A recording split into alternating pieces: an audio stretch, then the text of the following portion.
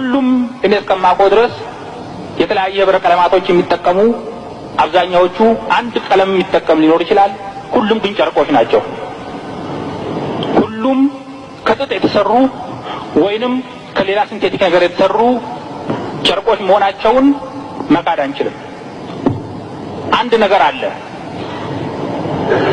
እኛ አሁንም የባንዲራን ክብር ለማሳነስ አይደለም መገለጽ ያለበት። በዚህ ባንዲራ ስም ግን በኢትዮጵያ ሕዝብ ላይ የተሰራው ግፍና በደል መገለጽ አለበት።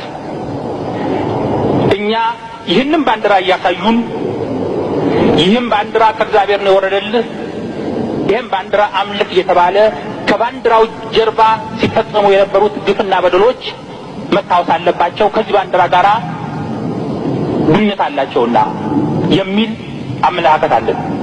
ግንኙነት አላቸውና እኛ ባንዲራው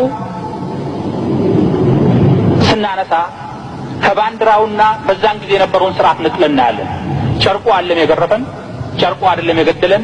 ይህንን ጨርቅ እያሳዩ ይህን ባንዲራ እያሳዩ በደልና ግፍ ፈጽሞብን የነበሩ ክፍሎች ነው የምንመለከተው።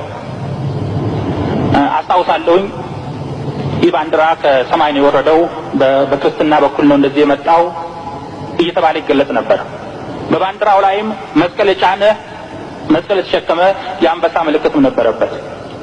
እንግዲህ ይሄ የሃይማኖትን እኩልነትን የሚገልጽ አይደለም።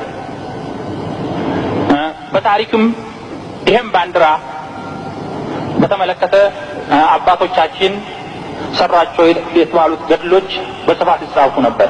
ችግር የሆነው ምንድነው? አባት አንዳንድ ጊዜ አባት ቀማኛውንና ልጅ ዳኛ ይሆናል። የአባቱን ገድል የአባቱን በደልና ግፍ ከመፋረድ ይልቅ ከአባቱ በደልና ግፍ ጎን ይቆማል። ስለዚህ ነው አባቶቻችን ስንልም እኛ ከዚህ ባንዲራ ጋር አያይዘን ማየት አለብን የምንለው። ይሄን ማነሳው ቅድም የተሰነዘረ ጉዳይ ስላለ ነው። ራስ ዳርጌ የአርሲ ኦሮሞ አባት ነው ብትሉኝ አባት አይደለም፣ ታሪካዊ ጠላት ነው የምለው ነው።